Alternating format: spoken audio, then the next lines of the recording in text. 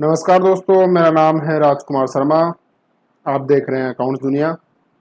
यह है क्लास 5 जिसमें आज मैं बात करने वाला हूं आपसे अकाउंटिंग प्रोसेस किस तरह से होती है और इनवॉइस के बारे में कुछ बारीकियां हैं, किस तरह से आपका बिल होना चाहिए। तो आज इसके ऊपर बात करेंगे। पहली जो चीज़ है इसमें वो है अकाउंटिंग प्रोसेस। तो किस तरह से अकाउंटिंग का पूरा काम चलता है, तो उसकी पहली सीढ़ी है अकाउंटिंग की आपकी जनरल एंट्री, जो आपको एंट्रीज पास करनी होती है। आपको कोई भी बिजनेस ट्रांजेक्शन होता है उसको रिकॉर्ड करना होता है। तो रिकॉर्ड आप कौन से माध्यम में करते हैं? जनरल एंट्री के थ्रू। आप कोई भी बिजनेस ट्रांजेक्शन उसको आप रिकॉर्ड करते हैं। अगली जो स्टेप है जनरल एंट्री के बाद वो है आपकी लेजर पोस्टिंग। जैसे आपने अपने जैसे पुरानी बहियों में अगर आप जानते हो तो एक रोजनामचा नाम की एक बुक आती थी जिसमें डेली की सेल के बारे में अपन लिखते थे।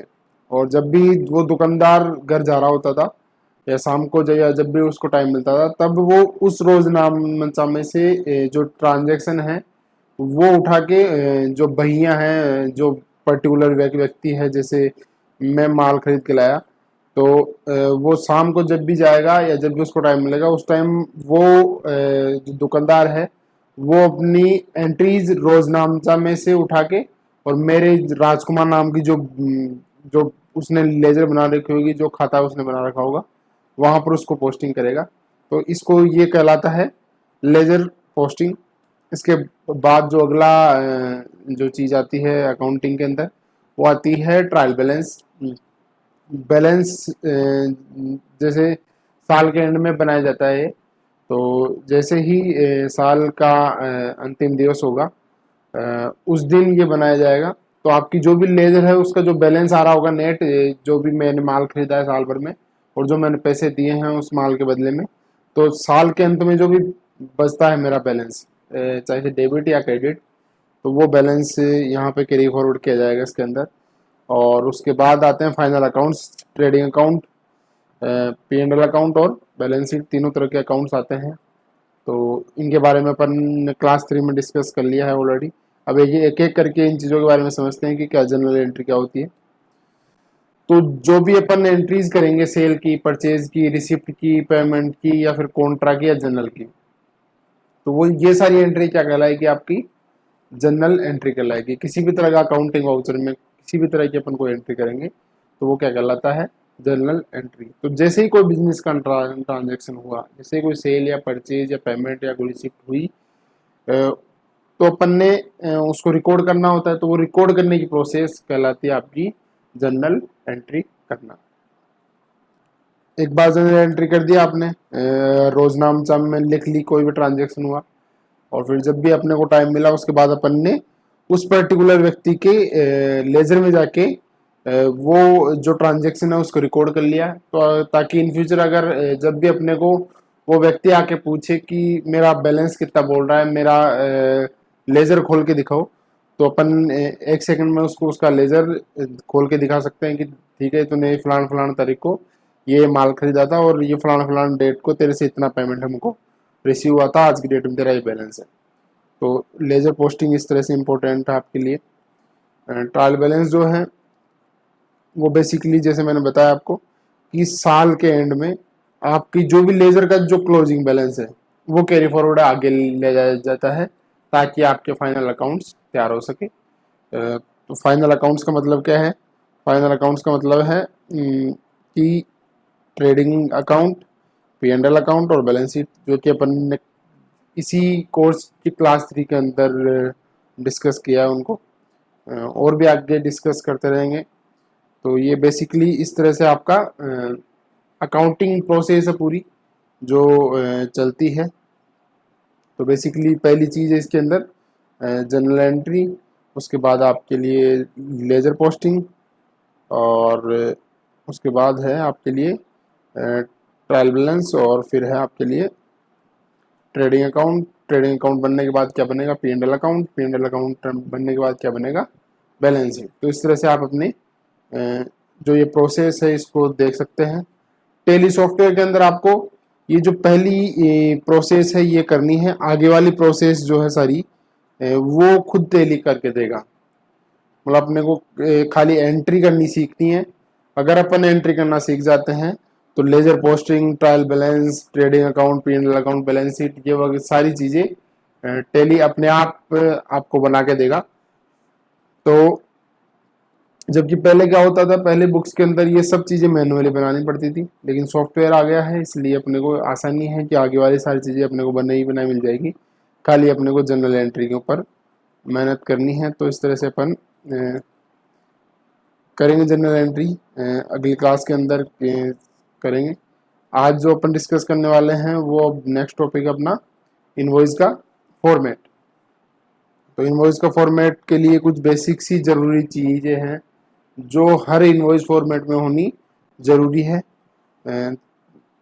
कौन कौन सी चीजें हैं जो इनवॉइस में होनी जरूरी है? पहली चीज है सेलर का नेम, जो माल का विक्रेता है उसका नाम और उसकी कुछ डिटेल्स है, वो बिल के हमेशा टॉप पे आएगी, हमेशा ऊपर ही ऊपर आएगी। तो ये पहली चीज है, जो सेलर का नाम और उसकी डिटेल्स आनी चाहिए। दूसरी चीज है आपकी इनवॉइस नंबर, बिल का नंबर क्या है और डेट क्या है, डेट ऑफ जो इनवॉइस है वो डेट आप यहाँ कोई बिल में डालनी कंपलसरी होती है।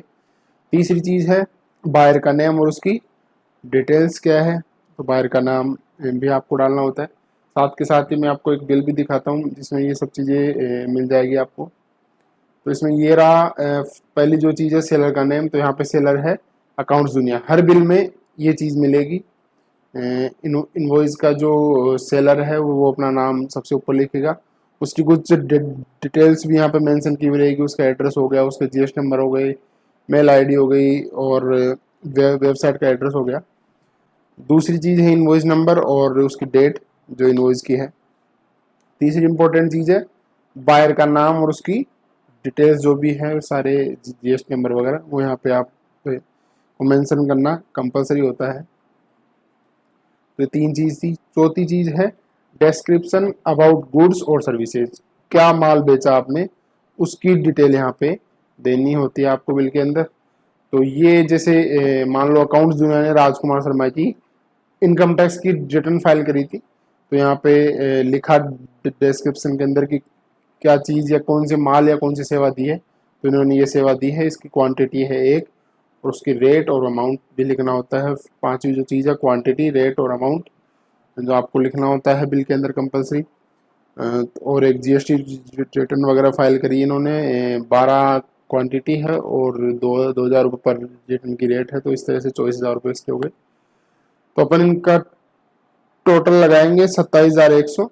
और इसके अलावा अगर कोई टैक्सेज है, जैसे यहाँ पे जीएसटी लगा हुआ है 9% CGST और 9% SGST। तो CGST मतलब सेंटर का टैक्स, SGST मतलब स्टेट का टैक्स। तो जो सेंटर का टैक्स है वो मोदी जी के पास जा रहा है, और जो स्टेट का टैक्स है वो लोकल आपकी स्टेट गवर्नमेंट है, जैसे राजस्थान में गहलोत की सरकार है तो गहलोत जी के पास जाएगा ये जो टैक्स है 2439 रुपये।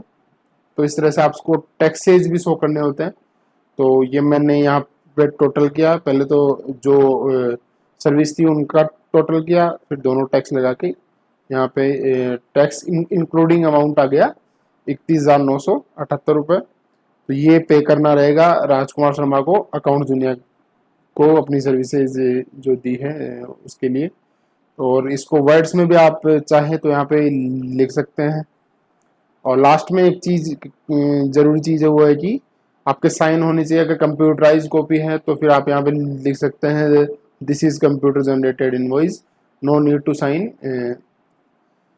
लेकिन अगर आपकी मैनुअली आप बिल काटते हैं बिल बुक से या टैली से, तो आपको साइन करना मैंडेटरी रहता है उस केस में, अगर आपका बिल की ऑथेंटिक उसी चीज़ से प्रूफ होती है। तो ये कुछ बेसिक सी चीज़ें हैं जो आपको एक बिल के अंदर ध्यान रखना चाहिए।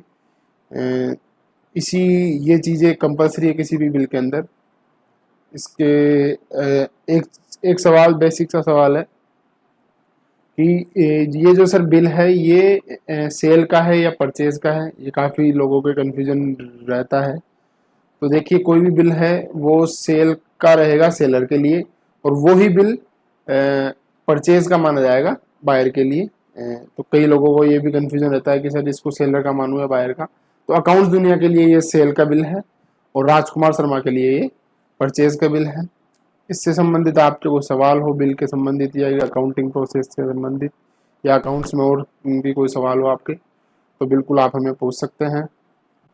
हमारी वेबसाइट है www.accountsdunia.com, जहाँ पे आप हमसे संपर्क कर सकते हैं।